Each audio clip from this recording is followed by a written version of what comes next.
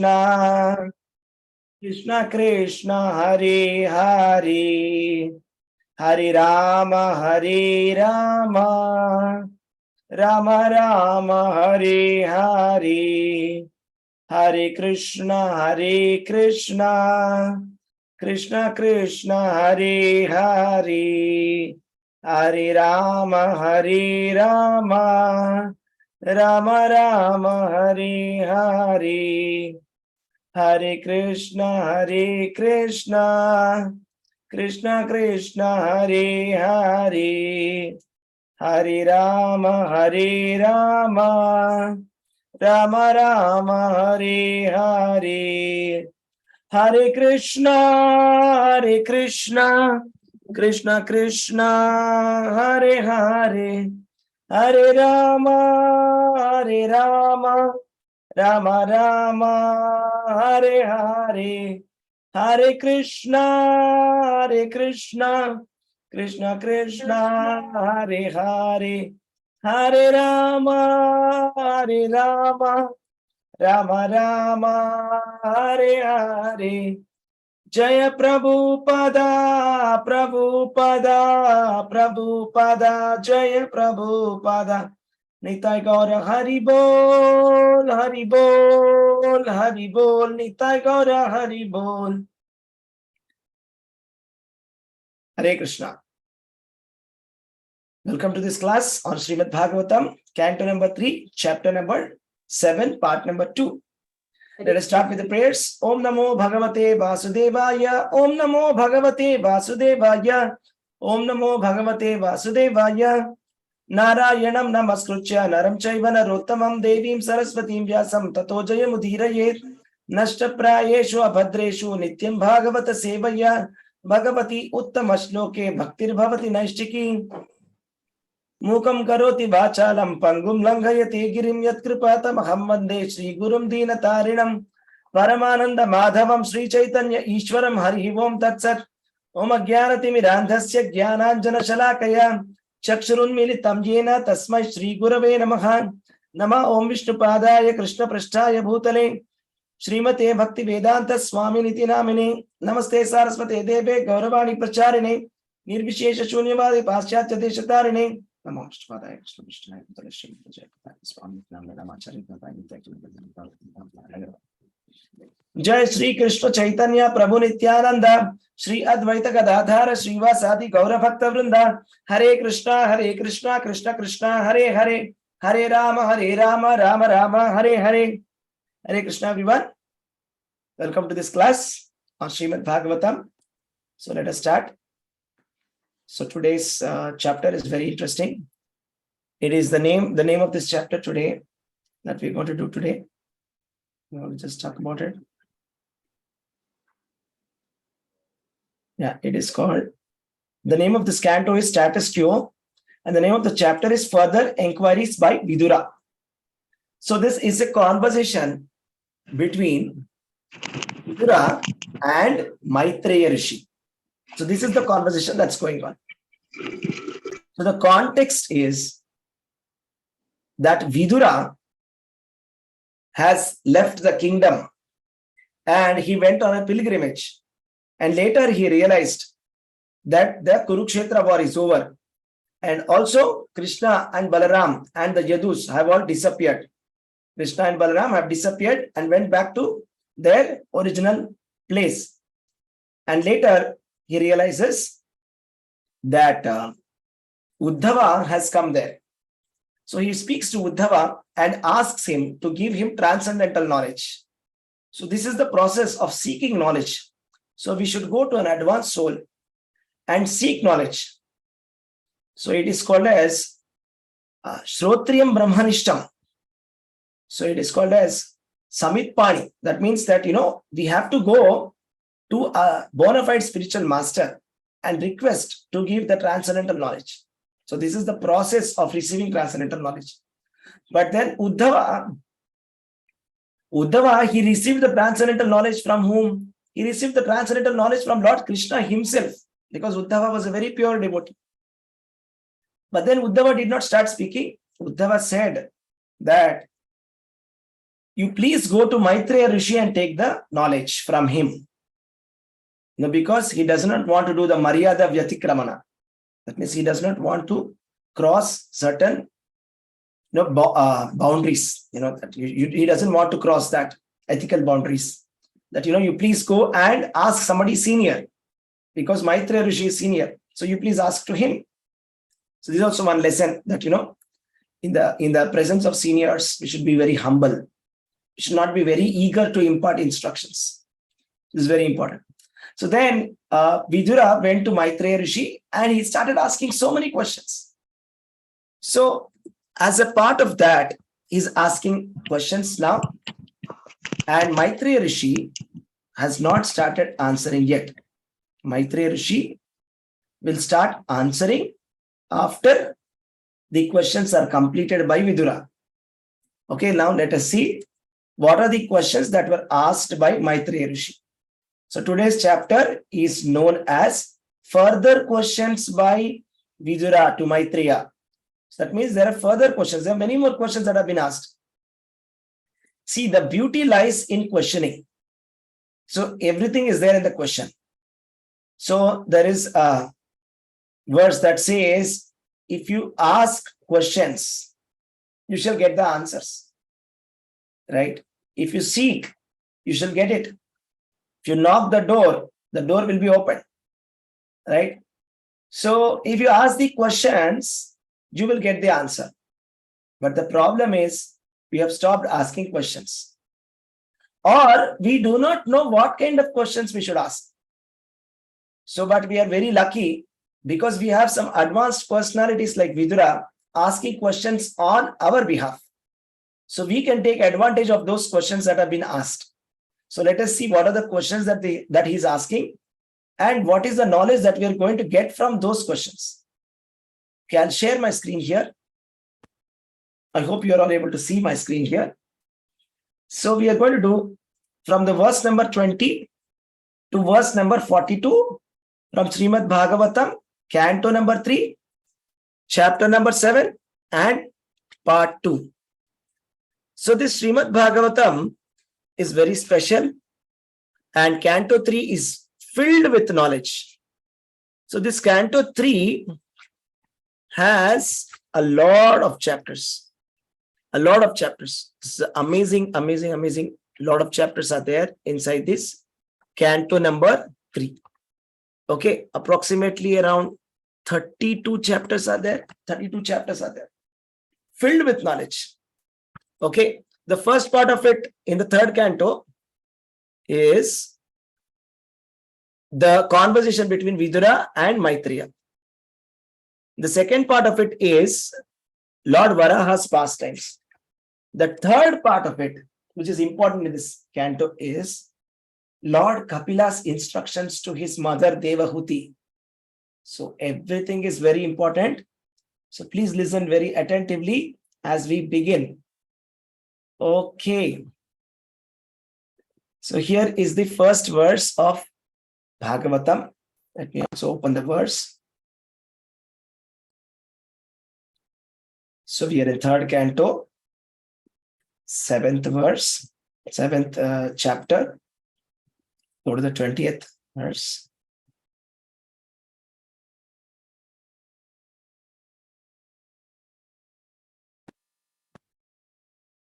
Durapahi alpa tapasaha seva vaikunta vartmasu jatropagiyate nityam deva devo janardanaha.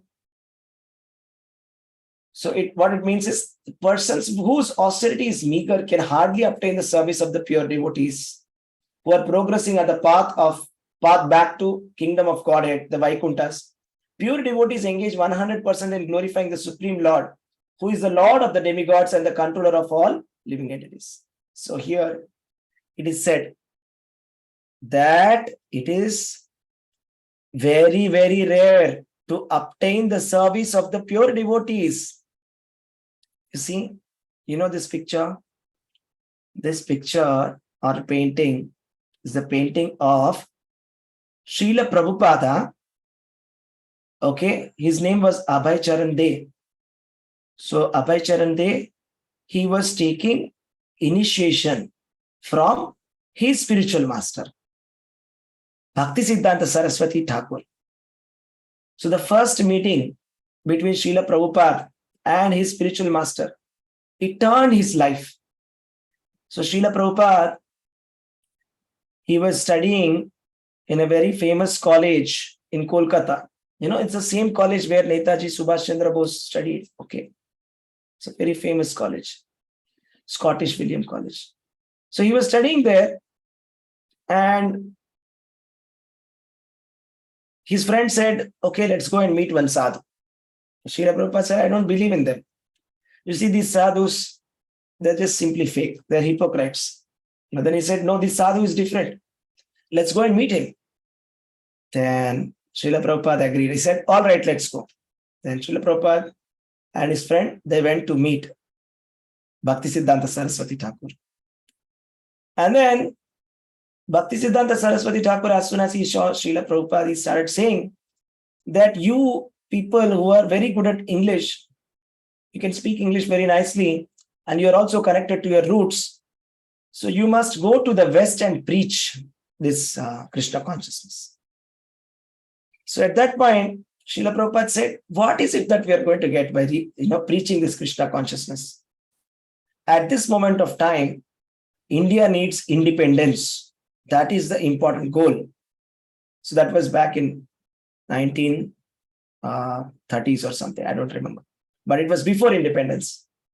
Then Srila Prabhupada, Bhaktisiddhanta Saraswati Thakur, he very easily defeated his argument, saying, you see, the real independence for the soul is going back to home, back to Godhead. And political independence is temporary. We are talking about real independence here. And Srila Prabhupada thought, here is a real sadhu. And he thought inside his heart, I shall surrender unto this sadhu. I will take initiation from him. So a couple of years later, he took initiation from him. And he used to serve his Guru Maharaj. He used to listen to his lectures. And then he advanced. You see. And then today we have Srila Prabhupada, Bhaktivedanta Swami, A.C. Bhaktivedanta Swami, Srila Prabhupada, the spiritual master of the entire world, distributing Krishna consciousness. He's delivering. He has delivered innumerable souls, and we are all taking shelter of Srila Prabhupada. So obtaining the service of pure devotees is very rare. And it is not obtainable for everybody. It's not that anybody can just go and serve a pure devotee. It is not possible. Bhagavatam says. There are some people for whom the service is not obtainable. Who are they? For whom austerity is very meager. Tapasya. See, it requires a lot of tapasya, which you must have performed in the previous lifetime or in this lifetime. So much of tapasya if you have done, then you get a chance to associate with a pure devotee and serve him. It is a very rare opportunity. It is not that anybody can get this chance. No. And why are pure devotees so great, Because they engage 100% in glorifying the Lord. Not 1%, not 10%, not 70%, 80%. How much percent? 100%. So they give their 100% in serving the Supreme Lord. So that is why they are very great. And obtaining the service of that pure devotees is also very, very great. Let's see the next verse. So after creating the total material energy, the Mahatattva, and thereby manifesting the gigantic universal form with the senses and the sense organs, the Supreme Lord entered within it. The Supreme Personality of Godhead entered within the Mahatattva. You know what is this Mahatattva? You can think of it like some raw materials. Just think of this. Think of a finished product like a big skyscraper building. Okay, like Burj Khalifa, the tallest building in the world. Okay, very beautiful, very tall skyscraper building. But if you look at it, before it was constructed, if you bring all the raw materials together and dump it, it's just raw material. Cement is there, mud is there, sand is there, steel is there. And if you just make everything a one lump. Just mix everything, liquefy it and make it into one lump. So that is Mahatattva. That is the original unmanifested material energy. Before the creation of the universe, the material nature was like a lump. So Lord, he enters into this Mahatattva. He creates the Mahatattva, first of all, material energy. And then he manifests the gigantic universal form of the Lord. So you see, this is the universal form of the Lord. Right? So this has unlimited hands, unlimited faces, unlimited legs everywhere. So with the help of the universal form, he is pervading everywhere in the universe. The Supreme Lord entered into that. So in the verse number 22, it is said, the Purusha incarnation lying on the causal ocean is called the original Purusha in the material creations. And in his Virat Rupa, in whom all the planets and inhabitants live, he has got thousands of legs and hands. We just now saw the Virat Rupa. That Virat Rupa, inside that, all the 14 planetary systems are there. And all the inhabitants of the universe reside in that Virat Rupa, and which has thousands of legs and hands. And the origin of that Virat Rupa, okay, is called as the Mahavishnu. That is the Karanodakashayi Vishnu. So the origin of this universe is Karanodakashayi Vishnu. You see, it's so beautifully scientifically described. We spoke about each universe. Inside universe, we have the Virat Rupa. So this is, if you go one step backwards, all the universes are emanating from the skin pores of Karanodakashayi Vishnu. Karanodakashayi Vishnu is also known as Mahavishnu. From him, all the universes are coming. Right? So he has got, and he is expanding himself as Virat Purusha. Let's go to the verse number 23. So now, Vidura is talking to Maitreya Rishi.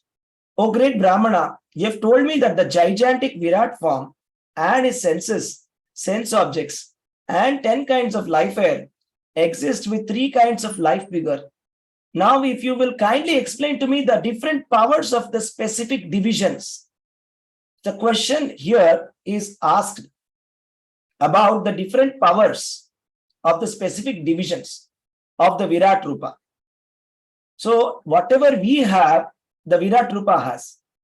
Actually, it is opposite. Whatever the Virat Rupa has, we have. The Virat Rupa also has the senses, therefore we have senses.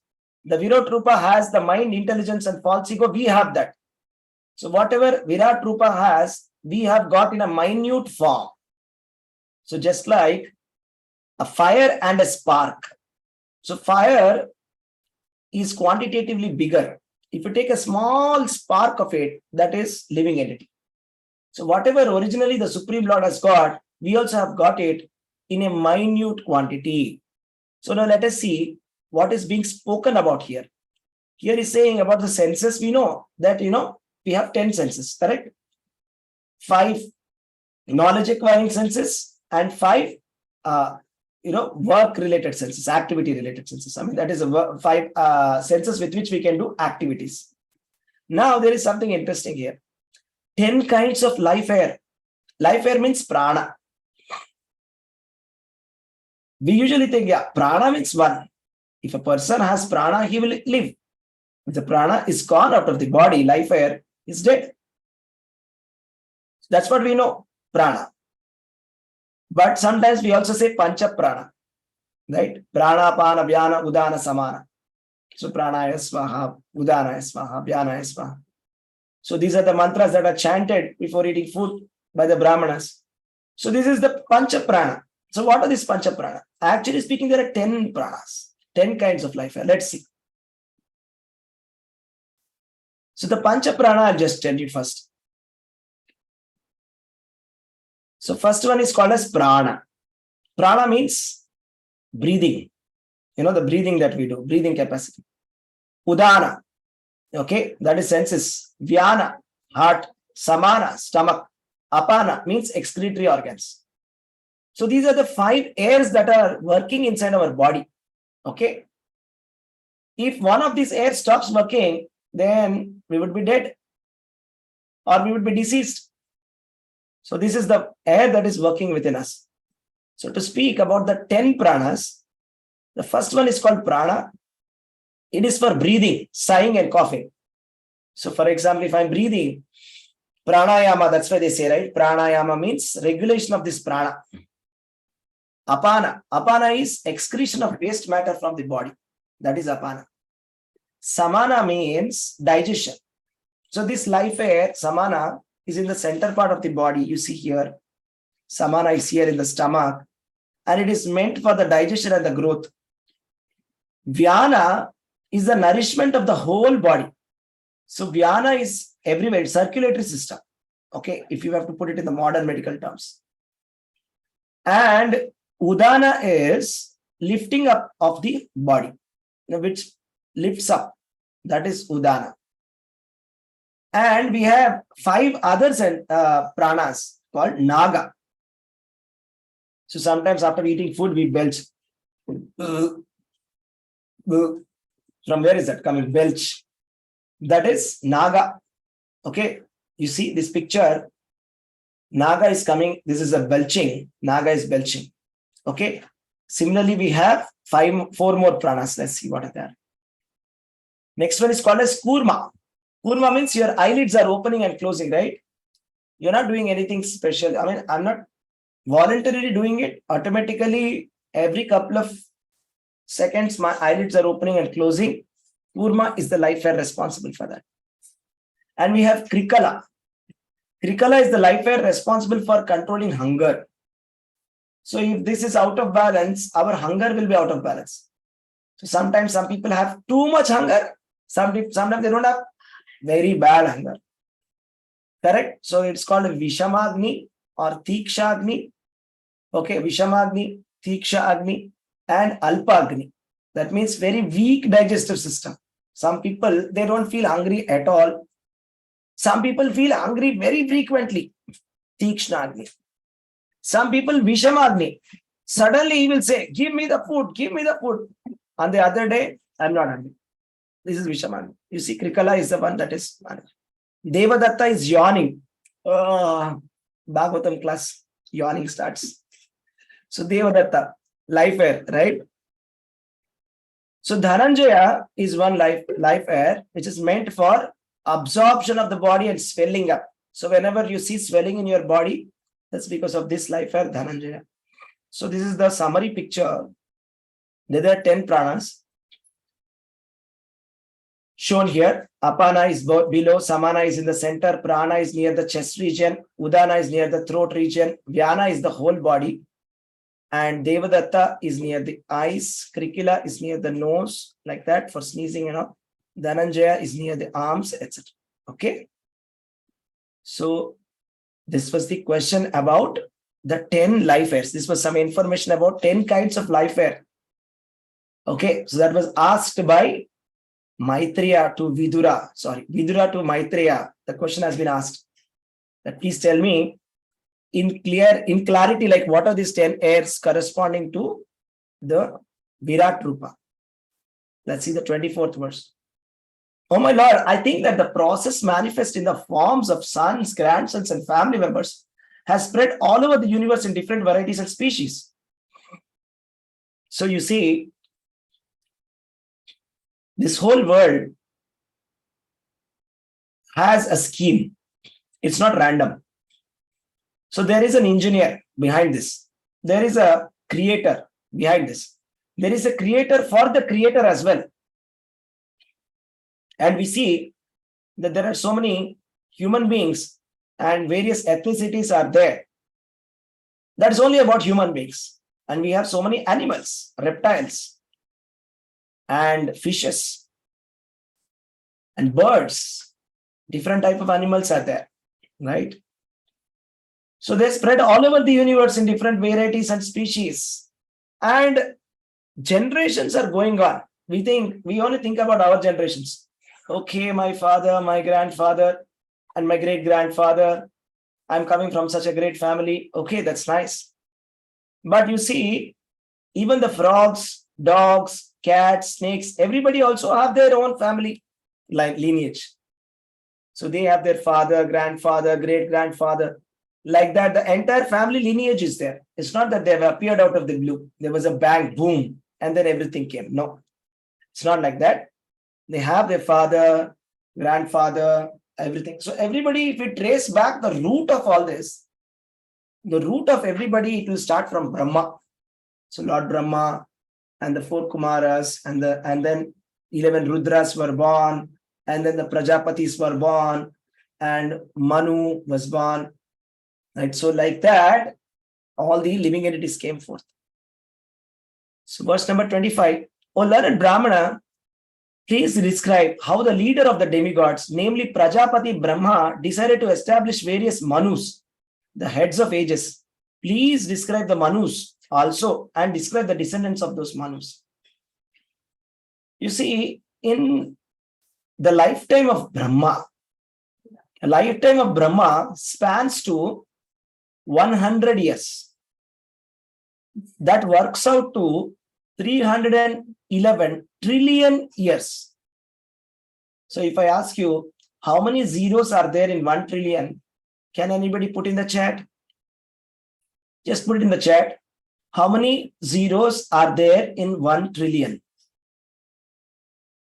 1 million has 6, 1 billion has 9, so 1 trillion has 12. So 311 multiplied by, you put 12 zeros beside 311. That is the age of Brahma. Years, 311 trillion years. So in a day of Brahma, 1 day of Brahma, 430 crore years. Okay. So in 1 day of Brahma, again there is a division called 14 Manvantaras. There are 14 Manus. Okay. This is Manu. Who is Manu? Manu is also incarnation of the Supreme Personality of Godhead. So this is one type of avatar of Lord Krishna. Krishna is saying that I incarnate every age for establishing religious principles. So Manu is responsible for establishing religious principles among the human beings, among the civilized human beings. So this is for the civilized human beings, not for uncivilized animal-like human beings. So that is what is Manu for. Right? So Manu, there are 14 Manus in 1 day of Brahma. So 14 Manus, the current Manu we are in is called as Vivasvata Manu, Manvantara. We are in the middle. So 14 are there in spanning across 1000 Kalpa, 1000 Yugas, 1000 Chatur Yugas. So we are in the 7th one. Okay. That is Manu. So therefore he's asking, seeking information. Please speak about Manus. Talk about the descendants of Manus. So particularly he will speak about Swayambhuva Manu, who is the first Manu. So we will see in the coming chapters, Swayambhuva Manu and Shatarupa. All these will be described. Right? How Kardama Muni was married to the daughter of Manu. That will be described in the coming chapters of Canto number 3. Text 26. O son of Mitra, kindly describe how the planets are situated above the earth as well as underneath it. Also, please mention the measurement as well as that of the earthly planets. Now, here is Vedic cosmology. Here is a question which is seeking information about the Vedic cosmology. So, the cosmology of the entire universe is there in the Canto number 5 of Srimad Bhagavatam. So, entire Vedic cosmology is there. You see, in Mayapur, they are building a very large temple called Temple of Vedic Planetary.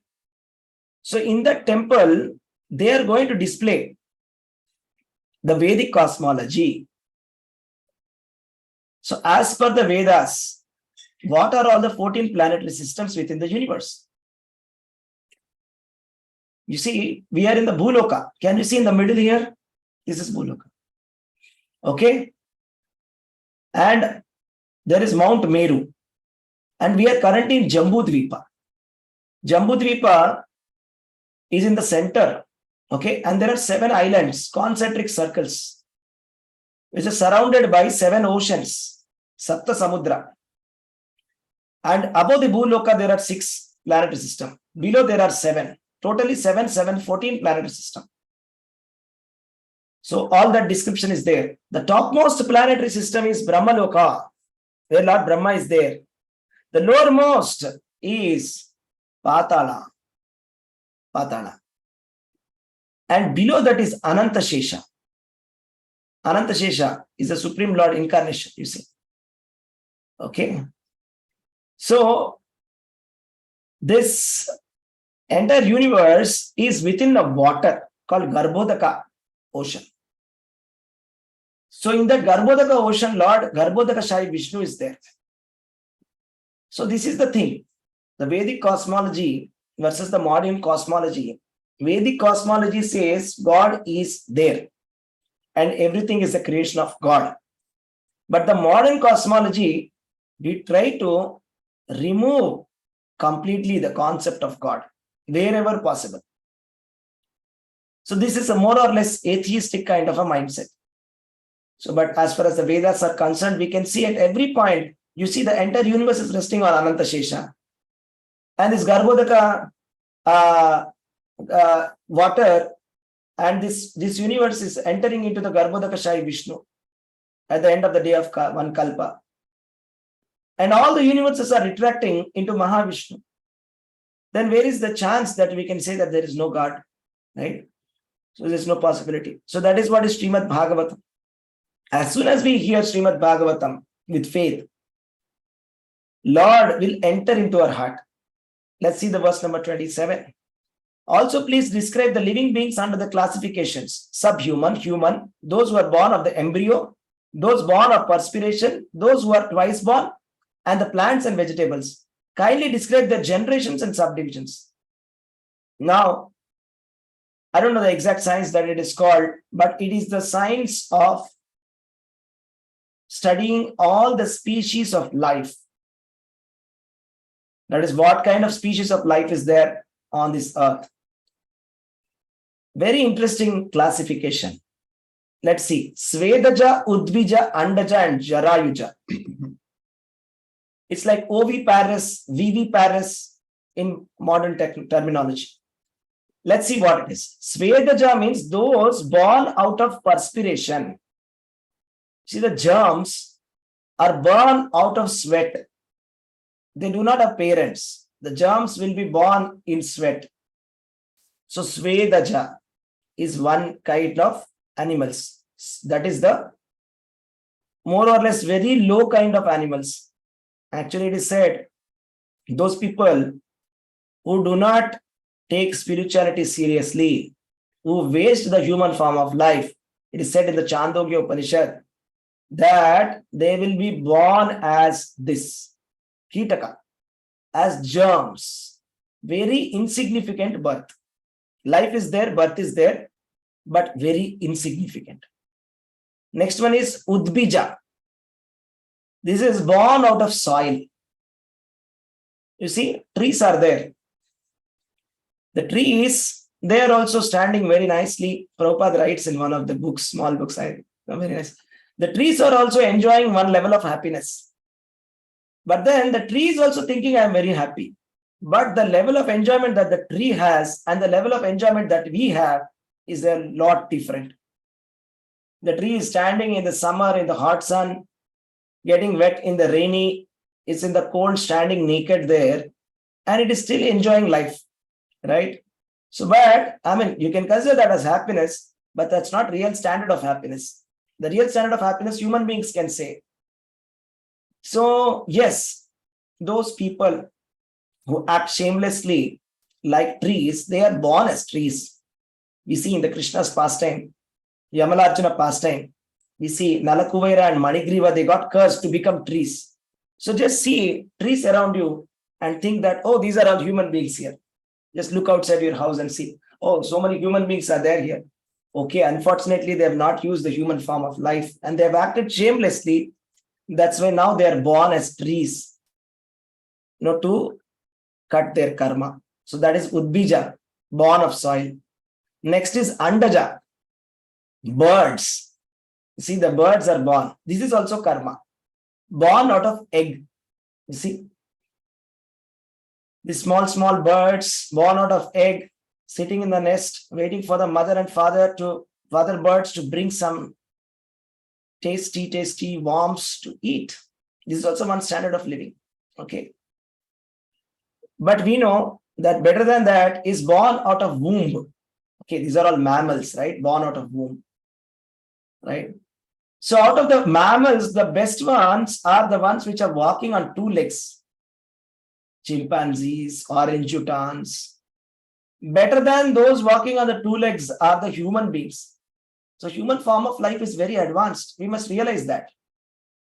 And who said that there is no connection between biology and spirituality? There is an obvious connection. So it depends upon the level of spirituality that we do, the kind of body that we get. You see, Gajendra, he was a king in the previous lifetime. He was an elephant, right? So he was cursed by one of the rishis that you become an elephant. You behave very arrogantly, therefore you become an elephant. But luckily he could remember his past. And then when he was caught by a crocodile, he worshipped Lord. He just said, he did not even take names, okay? He just said, if Supreme Personality of Godhead is there, I don't know who it is, let him come and please save me. And then Lord Vishnu came. Because Lord Vishnu is the Supreme Personality of Godhead. And he immediately killed that crocodile and saved it. So these are the 4 types of births. So that's what he's asking about. Let's go to the next verse. Please describe the incarnations of the material modes of nature, Brahma, Vishnu, and Maheshwara. Please describe the incarnation of the Supreme Personality of Godhead in his magnanimous activities. So you see, the most empowered incarnations, or you can say the most powerful gods or controllers, you can say the most powerful controllers in the material world are Lord Brahma, Lord Vishnu, and Lord Shiva. So who are they and how are they connected with Lord Krishna? The question is Gunavatarayascha. I'll just share you the screen. Let's go to verse number 28 and see.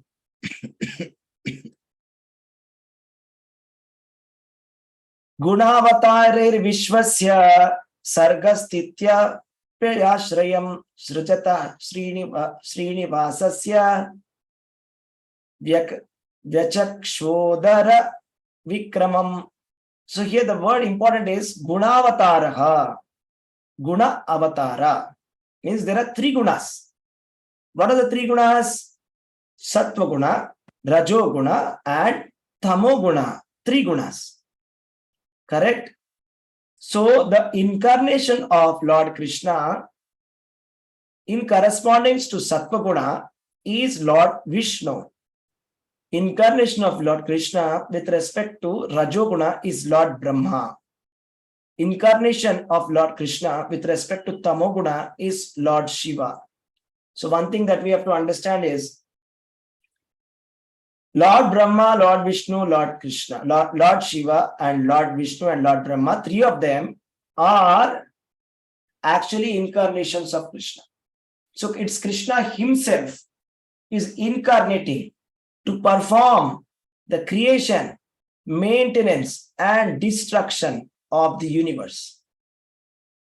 Therefore, he's asking, specifically he's asking, please describe the incarnation of the Supreme Personality of Godhead and his magnanimous activities.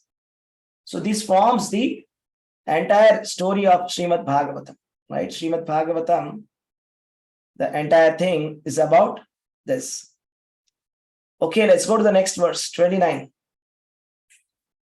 O great sage, kindly describe the divisions of orders of human society in terms of symptoms, behavior, and characteristics of mental equilibrium and sense control. Please describe the births of great sages and categorical divisions of the Vedas. You see, the human society is divided into 4 ashramas and 4 varnas. On basis of what? Guna karma vibhagashaha. What did Krishna say? in Bhagavad Gita, Chaturvarnyam Maya Srishtva Guna Karma Vibhagashaha. That means based on the nature. So here it's given based on the symptoms, behavior and characteristics of mental equilibrium and sense control, the four varnas have come. Brahmana, the intellectual class or the spiritual class. Kshatriya, the administrative class or the warrior class. Vaishya, the business class or the agricultural class. Shudra, or the worker class or the laborer class.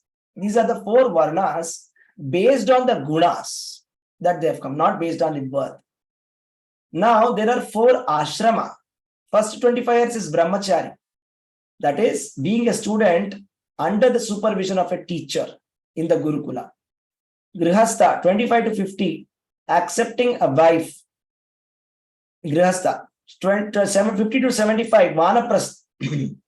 That means limited interaction with the materialistic world. Sannyasi, renouncing the family life. These are the four divisions of varnas and ashramas which have been done by the Supreme Personality of Godhead for progressive spiritual thing. We want to spiritually progress year after year. Just like we say, if there is somebody in the school, we'll say, after school, what are you going to do? If the student says, I'm going to stay back in school, we'll scold him. We'll say, come on, you can't be staying in the same class, same school. You should become better. Progress. Come on, progress upwards. So we have to progress. Now we have got a human form of life. We should progress upwards. The best is take up Krishna consciousness and go back to Godhead. That is the shortest and the fastest route. But if somebody says, no, I want to experiment for many lifetimes. Okay. For them, we have the progressive path. Go through the Varnashrama Dharma and progressively, better, get better and better and better. After many lifetimes, go back to God. Okay. So let's go to the next verse. Please describe the expansions of different sacrifices and paths of mystic powers, analytical study of the knowledge, and the devotional service with all the respective regulations. So here in this verse it said, Yagyasya cha vitanani yogasya cha pata prabho nishkarmasya naishkarmasya cha sankhyasya tantram va bhagavat smritam. So here it said, please describe about sacrifice, yajna, describe about yoga, describe yajna, yoga, naishkarmya, sankhya, and tantra. And as soon as we say tantra, people become very excited. Tantra. Okay, I know what this tantra is. This tantra is the black magic. No, this is not about that dark arts of tantra. There is a dark side of it, tantra, which is like called as Vama or the left-handed practices, which are given in the Vedas. They are actually practiced by the people who are in the mode of ignorance. Mode of goodness people, they don't practice that. The left-handed practices, which involves intoxication, meat eating, and illicit relationships. This is left-handed practice, Vama Chara and Vama Tantra. That is all Tamasika, the mode of ignorance. It is meant for those who are in mode of ignorance. So this Bhagavatam is in transcendental mode of goodness. It's for the Paramahamsas. It's at a different level. It is a cream of the Vedic literature. Why will it speak about such kind of Tantra? So this is about the Tantra, that is Pancharatrika Vidhi. Pancharatrika Vidhi that is given by Narada. That is how to do deity worship of the Supreme Personality of Godhead. That. Okay, and when we say Sankhya, and people think, okay, I understand what is Sankhya. Yeah. It is monism. Everything is God. You are God. I am God. Dog is God. No, that is not knowledge. That is actually ignorance. The real knowledge is theistic knowledge, to accept the Supreme Personality of Godhead and to accept his superiority. The Supreme Personality of Godhead is one, and all the living entities are inferior to him. Yes, they are qualitatively one, but not quantitatively. To simply say everything is one, everybody is God, you are God, I am God, dog is God, this is not a philosophy. This is ignorance actually. Okay. So that's why if you want really to know what is knowledge, you must read the Sankhya philosophy. Sankhya philosophy enunciated by Kapila Deva. So in that, everything has been explained technically very clearly with a theistic point of view. not in an atheistic point of view, like a covered Buddhism, just like, telling the Buddhist concepts and putting the name of the Vedas, not covered Buddhism. This is Krishna consciousness. That is Sankhya must be whatever is given by Kapila Deva. That is incarnation of Lord Krishna. And Pashanda Patha Vaishamyam Pratiloma Niveshanam Jivasya Gatayo Yascha Yavatir Gunakarmajaha. Please describe the imperfections and the contradictions of the faithless atheists and the situation of the crossbreeding and the movements of the living entities in various species of life according to the particular modes of nature. So how many of you would like to are interested, you think that, that there are atheists, Pashanda Mata. Pashanda means atheists. How many of you would like to know more about Pashandas? Right? How many of you would like to know more about the faithless atheists? Right? Yes. So there are many Pashanda Mata within Hinduism also. We put a broad category and say Hinduism, everything finished. It's not like that. Within Hinduism also there are thousands of sects. Thousands. So the original final thing, Sanatana Dharma, is what Bhagavad Gita is. Whatever Krishna is speaking is the Sanatana Dharma. That means you get the highest benefit by following Bhagavad Gita, that you go back to Godhead. If you take the lower other levels of knowledge, you will get some benefit, but it is not the topmost benefit. So there are so many Pashanda kind of things also, that is like faithless kind of knowledge is also available. Okay. I'll tell you something very interesting. So we think that Hinduism, Sanatana Dharma is a superficial religion. Okay, we'll do some rituals. Okay, we'll get married. Okay, we'll call the Brahmanas, and okay, you'll read some mantras. We'll do some vrat here and there, and we'll feel very religious, do some fasting randomly here and there, and finished. Right? Actually, I'll tell you what happens, the life and death of a materialistic person. It does not matter whether Hindu, Muslim, it does not matter. Okay, simply by putting a white label Hindu is not enough, actually. That's what Srimad Bhagavatam is saying. So we should not be a materialistic person. That is more important than just simply keeping one name or putting a label on us. We should be spiritual. We should be Krishna conscious. That is the purpose of life. And let's see what is the journey of a person who is religious but materialistic. Religious but materialistic means he is taking to the materialistic part of the religion, discarding Krishna consciousness. What happens to him? Let's see that. First of all, such a person who rejects Krishna consciousness, he cannot be happy because he is under constant lamentation because of ignorance. First of all, that person doesn't know that he is not the body. He has considered his body, land, and home and relatives as permanent. Okay, this is my permanent job. This is my permanent teeth. Permanent teeth is not permanent, no. Bulb on moment, isn't it? After a couple of years, the teeth starts falling off. Where is permanency of the teeth? Where is permanency of the job? Where is permanency of the spouse or the land? But a materialistic person accepts it because of ignorance. Superficially religious, but no transcendental knowledge, not Krishna conscious. Deeply rooted attraction for body, wife, children, home, animals, wealth, and friends. Always burning with anxiety and performing sinful activities to maintain the family. Always trying to make the family happy. But the family is never satisfied.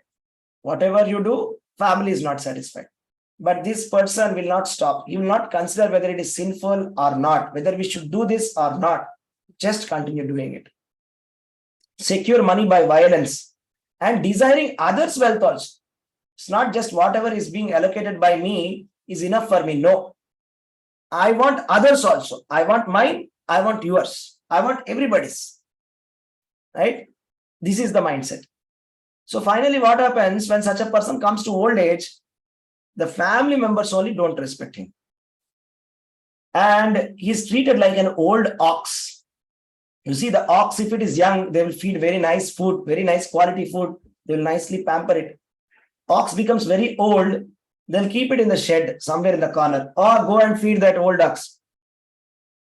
or a pet dog. How a pet dog is treated, like that, an old person who is materialistic will be treated. Finally, comes to the diseased condition. Lamenting relatives will be crying, oh, everybody will be crying. He'll be in a disease. Some sound will be coming from the throat, like that. So I'm saying this is the typical situation. I mean, this is what Bhagavatam is saying. And seeing his relatives crying, everybody is crying, he's about to die, everybody is crying. He's seeing and lamenting and dead. So this is the life of a materialistic person. What about death? The Yamadutas will come and arrest him. It's not that the Vishnudutas will take him. Because all his life, this fellow has been materialistic and ignored Krishna consciousness. The Yamadutas will arrest him and drag him as he passes stool and urine in great fear. And then there'll be dogs that will bite on the path. He'll be whipped and punished in hells. And there are multiple hells. They'll be tortured in hells actually. And after suffering hellish punishment in a separate kind of a body for thousands of years, then they won't get the human form also. Born as animal. So after hell, what is it? Born as animal. Be born as animal. So that's what happens after death. So the life and death of a materialistic person is very dangerous. So any sane man will not reject this path of Krishna consciousness. Unless he has no brain, he will not reject the path of Krishna consciousness. Because the path of the life also is bad, death also is bad, post-death. Nothing is good without Krishna consciousness. You see? That's why the faithless atheists, that's why, I read something very strong and very interesting. Srila Bhaktisiddhanta Saraswati Thakur said, those people who do not accept Krishna consciousness, they are foolish, unintelligent, stubborn, ignorant, and they are actually hellish. There cannot be a bigger fool than such a person. Because such an easy path has been given to end the suffering once for all, to go back to Godhead. And if we don't take it up, and if we take the hellish alternatives, then what can we talk about the intelligence of that person? Right? So let's see the next one, 32. You may please describe the non-contradictory causes of religiosity, economic development, sense gratification, and salvation, and different means of livelihood and different process of law and order mentioned in the revealed scriptures. So this is called as the Dharma, Artha, Kama, and Moksha. Dharma, Artha, Kama, and Moksha. Dharma means religious principles. That means we are doing some religious principles to satisfy various living entities and higher powers, etc. That is dharma, to do your occupational duty as given in the Veda. Artha means economical development. That is like, earning money and accumulating money. Kama means sense gratification. With the money that has been accumulated, enjoying our senses is called kama. Moksha means liberation from all of these three. Moksha means liberation from all of these three. That's what has been asked in this 32. Let's go to 33. Please explain the regulations for offering respects to the forefathers, the creation of the Pitruloka, the time schedule in the planets, stars, luminaries, and their respective situations. You see, there is a process in Sanatana Dharma that we offer oblations to our forefathers. Correct? This is called Shraddha ceremony. Right? This Shraddha ceremony is performed once in a year. Correct? And it has been asked, what is the time schedule of the planets and the stars and the luminaries? So these are called as the Preta Karma or the death rites. Okay. So some specific verses I took. It is said that we must do the annual death ceremony, must be performed. It is an injection given in the Vedas. Right? This is the reformative samskaras must be performed, and the funeral ceremony and the annual death ceremonies must be performed. And they must perform on the Mahalaya Amavasya and Bhadra Purnima later part, Bhadra month later part. Like that, there are some parts of the year also at that time, it is recommended to do the Shraddha ceremony. So those people who do Sakama Karma, that is do Shraddha ceremonies, that is without Krishna consciousness, they will actually go to Pitruloka. Okay, Pitrun Yanti Pitruvratan. Okay, so those people who worship the Pitrus or the forefathers, they go to the world of the forefathers. At least it is better than going to hell. So the life of Brahma is 311 trillion years. One day of Brahma is 432 crore years, and it has 14 manvantras. And one mantra is 306 million years. In that we are in one Divya Yuga. One Divya Yuga is 43 lakh years. And we are right now in the Kali Yuga, 4,32,000 years. So this is so clearly described in our scriptures. Everything is there. Okay, let's go to the next verse. Please describe the fruitive results of charity, penance, and digging reservoirs of water. Please describe the situation of persons who are away from home and also the duty of a man in awkward position. So that means, so there are some ritualistic activities, karma kanda, is specifically prescribed for grihasthas, that they must do donation. Charity is recommended in the karma kanda. Even Krishna says in Bhagavad Gita that yajna, dana, and tapa, that is charity, penance, and fire sacrifice, they must not be stopped by anybody at any circumstance because they purify us. So charity is good. So there are some materialistic charity activities that are given are digging the reservoir of water. If you dig a big reservoir of water, the rainwater can stay there and a lot of living entities can subsist based on that water. So that is why we see so many lakes are there in our cities, which were built in the past. Now the lakes are encroached and then they are constructing buildings. Is it not?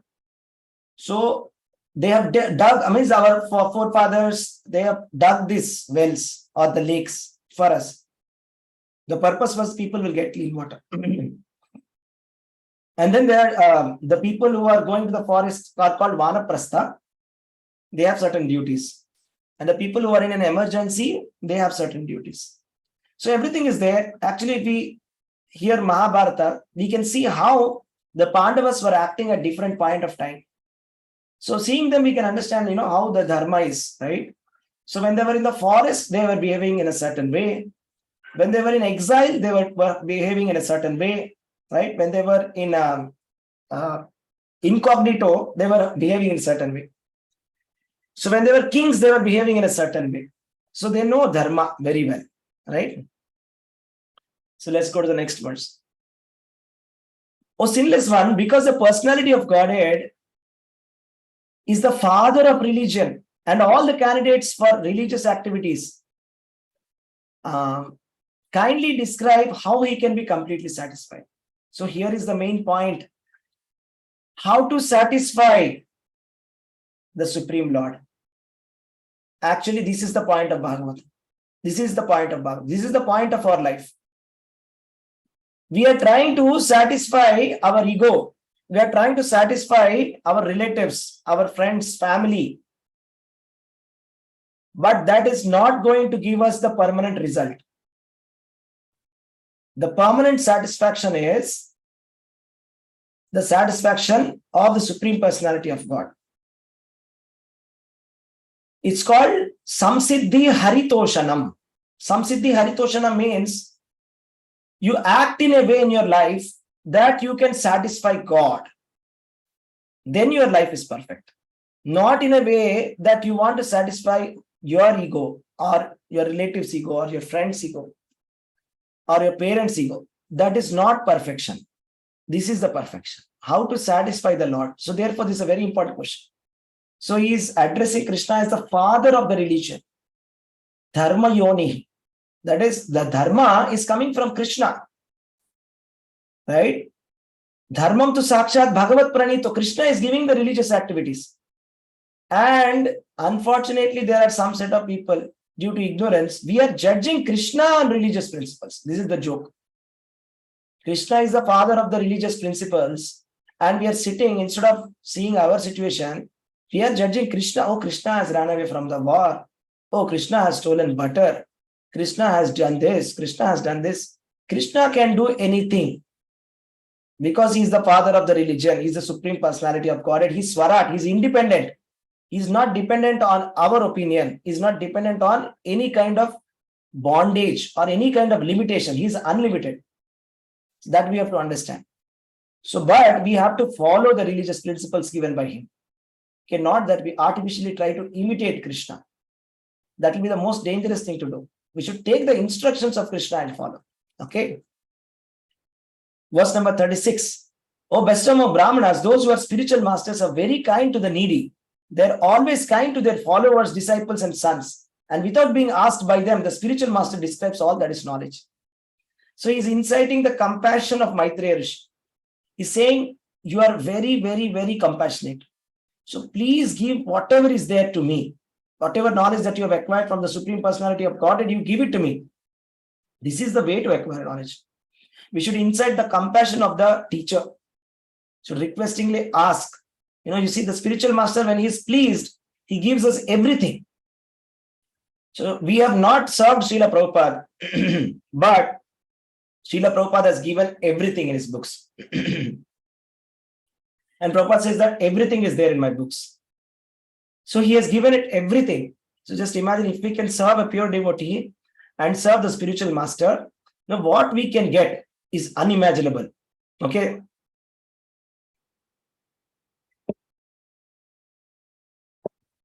Please describe how many dissolutions are there. We think there is only one dissolution, right? No, there are many. There are 3 dissolutions. You know what? First one is called as Kala. Second one is called as Dravya. Third one is called as Guna. 3 kinds of Pralaya.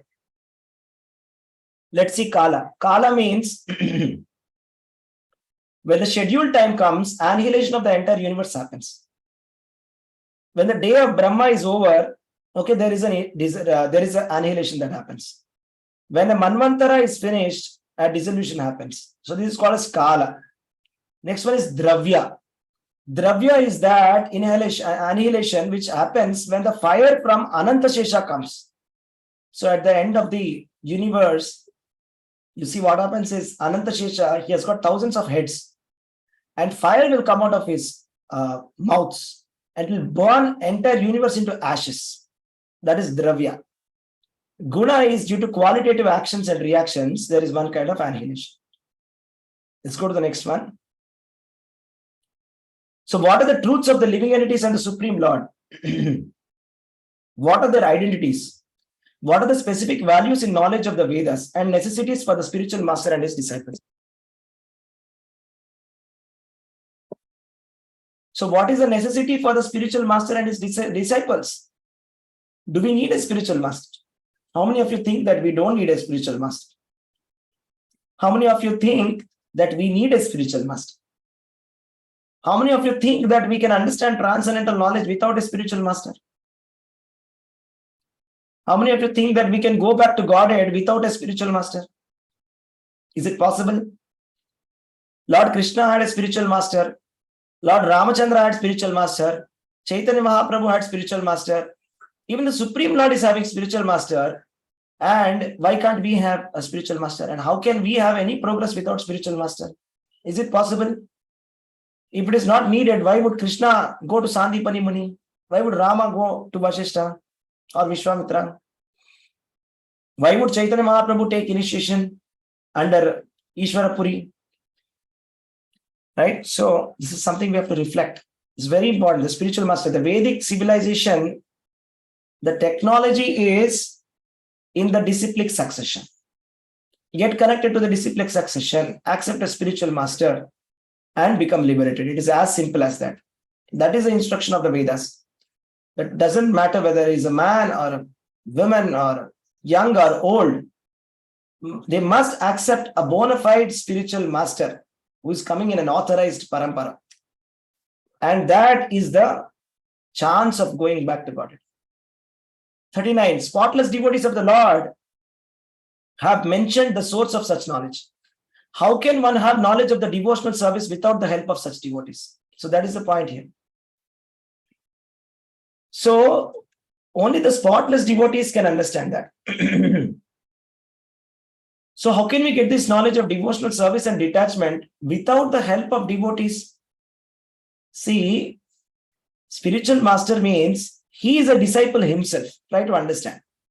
Spiritual master is not God. Spiritual master is a representative of God. Now, God himself, Krishna, if he comes in the form of an external form, that is spiritual master. So he has come in the form that I can see. Krishna has come in the form that I can see to give me instructions. That is spiritual master. Spiritual master is special because he is a pure devotee. Sakshat Haritvena Samasta Shastre Uktas Tata Bhav Yatayeva Sadbhir Kintu Prabhurya Priyayeva Tasya Vande Guram Sri Charanarvinda. Because he is a pure devotee of Krishna, because he is very dear to Krishna, therefore, for me, he is as good as Krishna. This is the attitude for the disciple. I shall worship my spiritual master. I shall worship my Guru Maharaj as I will worship Krishna, because he is a pure devotee of Krishna. Because for me, he is as good as Krishna. So that is the recommendation of the Shastras. Only by the service of such pure devotees, we can actually go back to Godhead. My dear says, therefore, I have put all these questions before you with a view of knowing the pastimes of Hari, the Supreme Personality of Godhead. You are the friend of all, so kindly describe them for all those who have lost their vision. You see, this is addressing us. In the Kali Yuga, we have lost our vision due to the dense darkness of Kali. Krishna says in Bhagavad Gita, Yada te moha kalilam, buddhir te vyatitarishyati. That means, just imagine entering into a very dense vegetative forest. There is such a dense forest that even the sunlight is not coming down. It is so filled with trees. I mean, it is so dark. Even despite of the sunlight is not even reaching the ground because it is so dense forest. And it is very big forest. And if I keep you in middle of the forest and say, come out of it. Can you come out of it? How many of you think that you can come out of it? Very dense forest. You can't see anything. You can't see forward, backward, left or right. This is called as dense darkness of illusion. So this is our position. Krishna is saying, Yada te moha kalilam buddhir te vyatitarishyati. Once we come out of this dense dark forest of illusion, that is knowledge. Right? So we have lost our vision. Therefore, we are not attracted to Krishna. Therefore, we are not attracted to the pastimes of Krishna. Maitreya Rishi is very kindly, Vidura is asking Maitreya Rishi kindly for us, that because we don't even know what question to ask. We will again ask the question out of illusion. Here are some questions that can remove us out of illusion. Tamasoma Jyotirgamaya. That is like come out of darkness to the light. Right? These are the questions that can bring out of the Tamasoma to Jyotirgamaya, to the light, from the darkness to the light. So these are the questions that he's asking on behalf of us. Please tell us the pastimes of the Lord. We have lost our vision. O spotless one, your answers to these questions will grant immunity from all material miseries. Such charity is greater than all Vedic charity, sacrifice, penance, etc. That's why Srila Prabhupada used to say, distribute books, distribute books, distribute books. Because Prabhupada is a book Bhagavata, is a person Bhagavata. There are two types of Bhagavata, person Bhagavata, book Bhagavata. Somebody who reads Bhagavatam and lives by Bhagavatam is called as person Bhagavata. So Prabhupada is person Bhagavata. So whatever he writes, whatever he speaks, whatever he instructs is Bhagavatam. So he has written so many books very mercifully.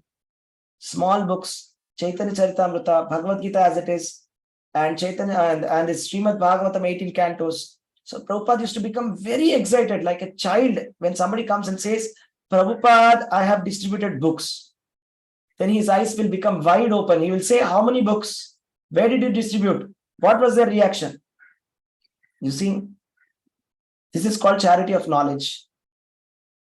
This is the most satisfying thing in the world. Very powerful, right? This charity is better than any kind of Vedic charity. You see, giving gold to Brahmanas, giving cows to Brahmanas. Much better than that. All the sacrifices, whatever, Ashwamedha Yajna, Rajasuya Yajna, whatever. All the penances, better than all of that is to give the charity of the transcendental knowledge. Therefore, Vidura is requesting Maitreya, please, please, please tell us this knowledge. So this knowledge is recorded in the Bhagavatam that we are discussing, right? This is the topmost knowledge. Jnananam jnanam uttamam means the topmost knowledge, after knowing which there is nothing remaining to be known. The conclusive verse of this chapter.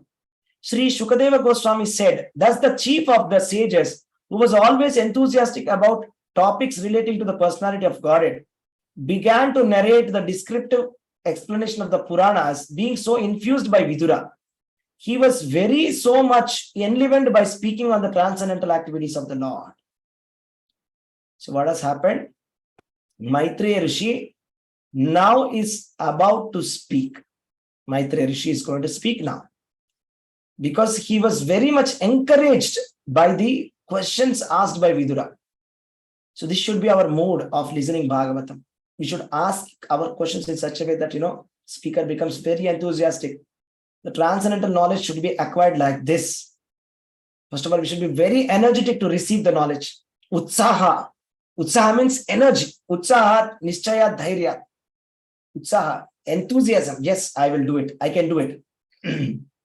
Enthusiasm.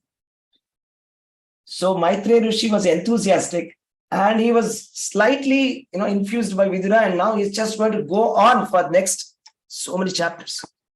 Just going to go on. Okay, sorry. Yeah.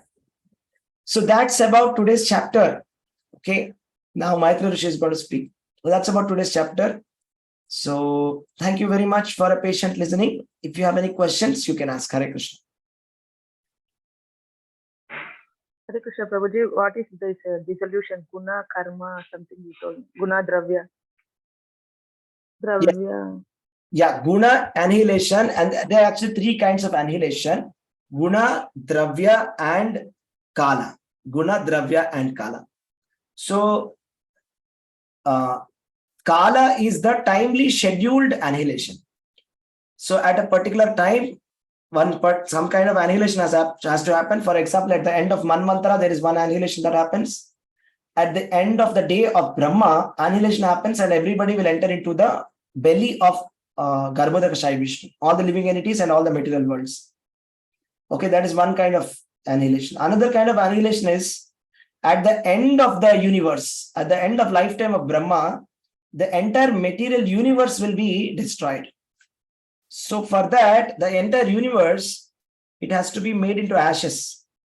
How do you make it into ashes? Let us say there is a ball, just like a ball of cow dung. You see, dried cow dung manure, they make balls, isn't it? And they use it as a fuel. If you ignite it, it will burn for some time. After that, it will become ashes. So the same analogy has been given in Bhagavatam, that the end of the lifetime of Brahma, this entire universe will be burnt into ashes by the fire coming from the Ananta Shesha's mouths. Okay, that is called as one kind of annihilation. That is dravya. Another kind of annihilation is guna. Guna is like annihilation based on our reactions. So there is one kind of annihilation when after self-realization, that's one kind of annihilation.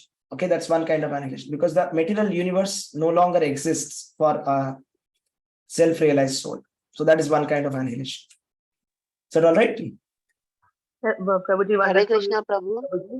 We'll get this recording, Prabhuji, where we have to see. Yes, you can get this recording. I'll put it on YouTube. You can get from YouTube. Can you share, Prabhuji? Hare Krishna, Yes, Prabhuji. I'll share, Mataji. Sure. I want to see again. Sure, definitely. Sure. Hare Krishna, Prabhuji. Yes, Mataji. Hare Krishna. We are still in the first day of Brahma, no? 7th Manu going on. 7th month. No, it's a day of Brahma. In the day of Brahma, we are not in the first day of Brahma. Brahma has completed 50 years. We are in the 51st year. Okay, and which Manu are we in now? Vaivasvata Manu. Vivasvan. Oh. Vaivasvata Manu, sorry.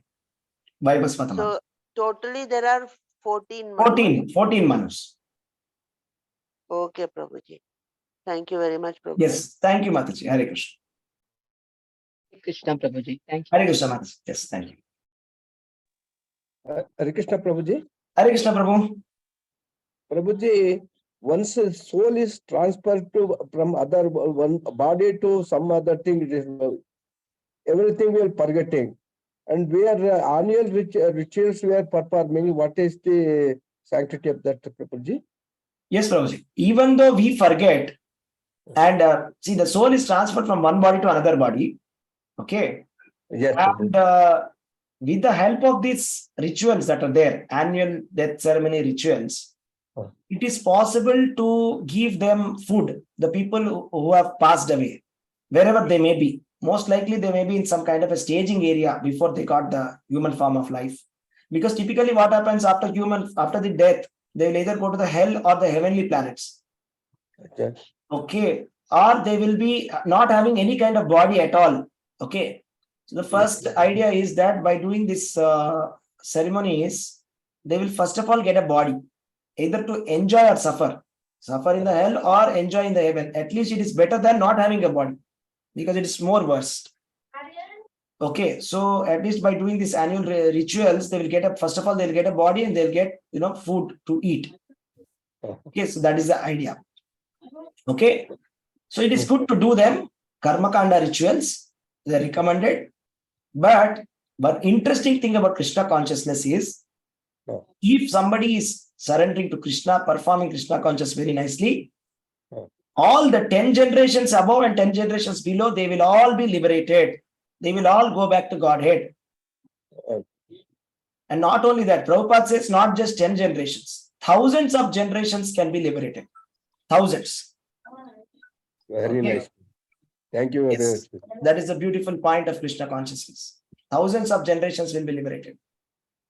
Devarshi Bhutapta Rinam Pitruna. Completely we can nullify our, our debt to the forefathers can be completely nullified with Krishna consciousness. The only process which can do that, 100% Krishna consciousness. Thank you, Prabhu, for asking the Hare question. Krishna, Hare Krishna, Prabhuji. Hare Krishna. Okay.